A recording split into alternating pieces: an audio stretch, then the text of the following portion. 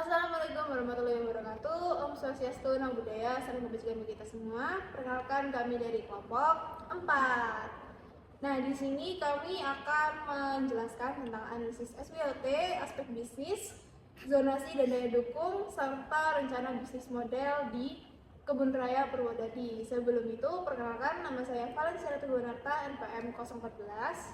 Saya Diva Pajarini, NPM 004. Saya Cangga Sumarasanto, NPM 01. Saya Didi Moritias, NPM 009. Saya Trisa Sofana Putri, NPM 0011. Saksikan presentasi kami. Di sini saya akan menjelaskan tentang gimana sih Kebun Raya Purwodadi itu. Jadi, Kebun Raya Purwodadi ini merupakan salah satu dari 4 kebun raya yang ada di Indonesia yang dikelola oleh 2 lembaga. Yang pertama itu ada Badan Riset dan Inovasi Nasional atau BRIN, dan juga PT Mitra Natura Raya. Nah, kebun raya ini berfungsi sebagai pusat konservasi dan penelitian tanaman. Di samping itu, kebun raya ini juga menjadi destinasi pariwisata yang berfokus pada edukasi lingkungan. Selain itu, kebun raya ini juga mendukung aktivitas fisik yang menyediakan area ideal untuk jogging dan bersepeda. Selain itu, pengunjung juga bisa menyewa lahan di situ untuk mengadakan event atau acara. Nah, selain kegiatan pariwisata, konservasi, dan lain sebagainya, di kebun raya ini juga menyelenggarakan acara tahunan seperti Sunset di Kebun yang merupakan sebuah konser yang menghadirkan konser musik akustik dengan latar belakang matahari terbenam. Nah, ini merupakan suatu event ikonik yang ada di Kebun Raya Purwodadi. Jadi di Kebun Raya Purwodadi itu 4A-nya itu kan atraksi, amenitas, accessibility, sama ancillary. Kemudian di atraksinya itu ada koleksi tanaman hias, tanaman tropis, kemudian event tahunan, lalu kelas edukasi, dan ada juga spot rekreasinya. Lalu di ancillary-nya di Kebun Raya Purwodadi ini dikelola oleh pemerintah yang tadi barusan dijelaskan, BRIN, Badan Riset Informasi Nasional, dan dikelola oleh swasta. Dan juga dikelola oleh swasta, yaitu PT Mitra Natura Raya. Lalu aksesibilitasnya ya mudah dijangkau dari jalur Jalan Malang Surabaya. Dan amenitasnya ada fasilitas olahraga, lalu fasilitas piknik dan kegiatan edukasi yang mendukung pengalaman pengunjung. Tempat fasilitas akomodasinya seperti guest house dan saat ini masih dalam pengembangan. Lalu konsep perencanaan dan pengembangan bisnisnya itu ada konservasi dan edukasi, lalu pengelolaan berkelanjutan, dan juga beberapa fasilitas-fasilitas baru. Untuk aktivitas dan fasilitas di Kebun Raya Purwodadi, yang pertama ada piknik dan rekreasi. Kebun Raya Purwodadi menawarkan pengalaman piknik, berbagai spot piknik. Lalu yang kedua ada kelas edukasi. Kebun Raya Purwodadi juga menawarkan berbagai program kelas edukasi yang dirancang untuk berbagai kalangan, mulai dari anak-anak sekolah, mahasiswa, hingga masyarakat umum. Lalu yang ketiga ada fasilitas olahraga yang menawarkan berbagai fasilitas olahraga untuk mendukung gaya hidup sehat pengunjung. Yang keempat ada fasilitas khusus untuk rombongan. Kebun Raya Purwodadi menyediakan fasilitas menarik berupa tematik rental venue, yakni lahan khusus yang dapat disewa untuk berbagai kegiatan rombongan besar seperti acara outing perusahaan, gathering komunitas, maupun acara-acara keluarga dalam skala besar.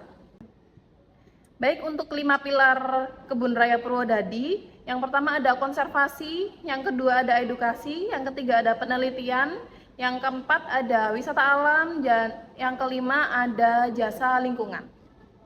Di Kebun Raya Purwodadi ini terdapat keunikan dan daya tarik di Kebun Raya Purwodadi. Yang pertama yaitu ada suasana yang sejuk dan asri di Kebun Raya Purwodadi. Yang kedua, tempat yang cocok untuk beragam kegiatan bersama teman, keluarga, dan lainnya. Yang terakhir, event tahunan yang ikonik yang menjadi salah satu keunggulan di Kebun Raya Purwodadi. Selanjutnya ada zonasi wilayah dan daya dukung fisik kawasan Kebun Raya Purwodadi. Yang pertama ada zonasi, terdapat area konservasi, olahraga, edukasi, dan rekreasi. Untuk daya dukungnya cukup untuk kegiatan yang ramah lingkungan dan edukasi, fasilitas untuk acara besar, lahan untuk kegiatan seperti outing atau gathering komunitas. Pengelolaan penting untuk menjaga keseimbangan di Kebun Raya Purwodadi.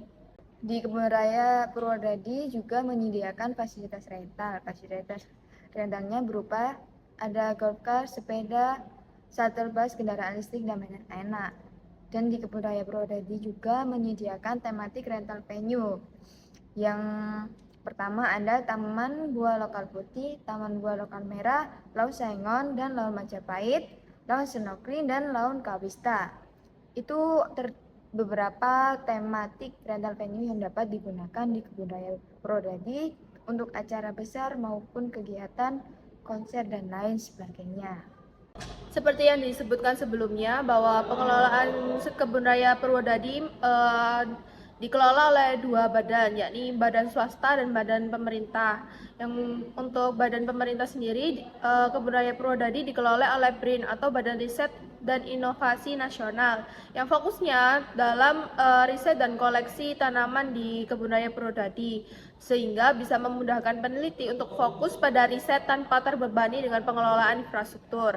Dan untuk pengelolaan infrastruktur dan wisatanya sendiri dikelola oleh swasta, yakni oleh PT Mitra Natura Raya, yang berperan untuk mengelola aspek non-koleksi seperti edukasi dan wisata.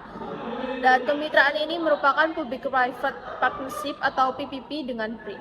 Dalam mengelola sebuah wisata tidak mungkin tidak terdapat tantangan atau krisis. Salah satu tantangan terbesar dalam pengelolaan Kebun Raya Purwodadi adalah memenuhi ekspektasi dan permintaan dari pengunjung yang terkadang menginginkan penambahan fasilitas rekreasi yang tidak sesuai dengan tujuan atau visi misi dari Kebun Raya Purwodadi. Dan juga banyak pengunjung yang mengusulkan pembangunan fasilitas seperti kolam renang atau wahana bermain yang meskipun dapat meningkatkan daya tarik wisata, namun seperti sudah saya katakan bahwa ini tidak sesuai dengan tujuan atau visi misi Kebun Raya Purwodadi yang fokus dalam pengembangan konservasi. Dan juga Kebun Raya Purwodadi ini harus menjaga keseimbangan antara kebutuhan pariwisata dan fungsi konservasinya, yang merupakan tantangan yang kompleks bagi pengelola yang harus berpegangan pada prinsip menjaga kelestarian lingkungan sekaligus tetap menarik minat pengunjung.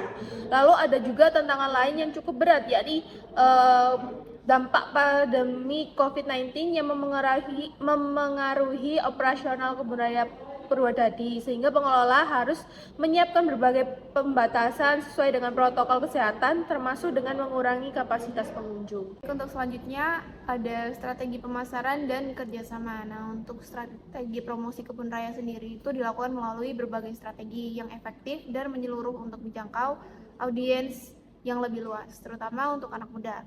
Salah satu pendekatan utamanya adalah menggunakan platform digital seperti TikTok dan Instagram, di mana konten kreatif ini kayak seperti video maupun foto itu bakal dipost untuk menunjang tingkat audiensnya. Lalu Kebun Raya Purwodadi ini juga menjalankan strategi sales call secara langsung, yang dimana kru-kru atau pegawai-pegawai bagian divisi marketing atau promosi itu datang ke sekolah-sekolah di daerah Malang, Surabaya, dan Pasuruan untuk menawarkan paket-paket edukasi. Kebun Raya Purwodadi ini juga menawarkan promo-promo khusus seperti diskon ataupun paket aktivitas. Ini untuk analisis SWOT, yang pertama ada strength. Untuk detailnya kita ada koleksi tanaman tropis yang beragam. Lalu ada fungsi riset dan konservasi yang kuat dan lokasi yang strategis. Nah, untuk koleksi tanaman di Kebun Raya Purwodadi ini sudah terbilang cukup lengkap. Lalu di sana juga ada badan riset dan konservasi yang kuat, di mana di situ ada lab untuk penelitiannya. Lalu untuk lokasi ini dibilang bisa strategis karena bisa dijangkau, diakses melalui tol maupun jalan raya. Lalu untuk weakness, daya tarik yang terbatas untuk generasi muda. Lalu untuk opportunities atau peluang adalah meningkatkan minat terhadap ekowisata dan tren pariwisata yang berkelanjutan, serta kolaborasi dengan lembaga pendidikan dan konservasi. Lalu untuk hambatan sendiri adanya perubahan iklim yang mengancam keanekaragaman hayati, persaingan dengan tempat wisata lain, kurangnya sumber daya untuk perawatan jangka panjang. Nah, untuk perubahan iklim sendiri ini biasanya terjadi seperti banyaknya pohon tumbang karena di Kebun Raya Purwodadi sendiri terdapat banyak pohon. Jadi untuk mengatasi tersebut mereka cenderung lebih mengantisipasi dengan memberi seperti tanda agar wisatawan tidak melalui jalur tersebut karena rawan pohon yang tumbang. Untuk daya dukung fisik di Kebun Raya Purwodadi menggunakan rumus DDF sama dengan A kali V per A kali RF, yaitu A sama dengan luas area yang tersedia untuk pemanfaatan wisata, V per A area yang dibutuhkan untuk aktivitas tertentu dalam bentuk meter persegi, dan V adalah seorang wisatawan per meter persegi, dan A adalah area yang dibutuhkan oleh wisatawan. RF adalah faktor rotasi. Diketahui DDF sama dengan 850.000 dikali 1 per 65 dikali 9 per 3, dan dengan hasil 39.250 pengunjung. Ada bisnis model Canva. Yang pertama ada customer segment. Yang pertama ada pelajar dan mahasiswa, keluarga, peneliti dan akademisi, fotografer, komunitas, dan wisatawan domestik dan mancanegara. Yang kedua ada value proposition. Koleksi tumbuhan yang beragam dan langka, lingkungan yang asri, sejuk dan nyaman untuk kegiatan piknik dan bersantai. Harga tiket yang terjangkau, lokasi mudah ditemukan dan dekat jalan raya. Yang ketiga ada customer relationship. Pelayanan yang ramah dan informatif, penanganan keluhan yang responsif, sosial media dan komunikasi digital, edukasi, serta event. Terus ada channel, penjualan tiket offline dan online, website dan blog resmi Kebun Raya Purwodadi, kerjasama dengan agen perjalanan wisata, dan promosi media sosial. Yang kelima ada revenue stream, penjualan tiket masuk, penyewaan fasilitas venue dan rental, penjualan merchandise dan penjualan resto dan kafe. Yang keenam ada key resort. Yang pertama ada koleksi tumbuhan, lahan dan infrastruktur, tenaga kerja, sistem informasi dan teknologi. Selanjutnya yang ketujuh ada key activities. Yang pertama konservasi dan penelitian tumbuhan, pemeliharaan kebun raya, pengelolaan pengunjung, edukasi dan penyuluhan serta pemasaran dan promosi. Untuk key partnernya ada pemerintahan LIPI, universitas, komunitas pencinta alam dan agen perjalanan wisata, serta media sosial. Dan untuk yang terakhir ada coach strukturus. Dan yang terakhir ada coach strukturus. Yang pertama ada gaji karyawan, pemeliharaan fasilitas, pengadaan bibit dan tanaman, biaya operasional dan biaya pemasaran serta promosi Kebun Raya Purwodadi. Jadi pada alternatif strateginya seperti EXPO ya, Strength Opportunity, menggunakan kekuatan kebun raya untuk memanfaatkan peluang pariwisata, ekowisata yang semakin meningkat. Lalu Strength Trade-nya memanfaatkan kekuatan riset dan konservasi untuk menghadapi ancaman seperti perubahan iklim dan kerusakan lingkungan. Lalu weakness opportunity-nya biasa disingkat WO, meningkatkan fasilitas publik dan layanan pengunjung untuk memaksimalkan peluang di bidang pariwisata.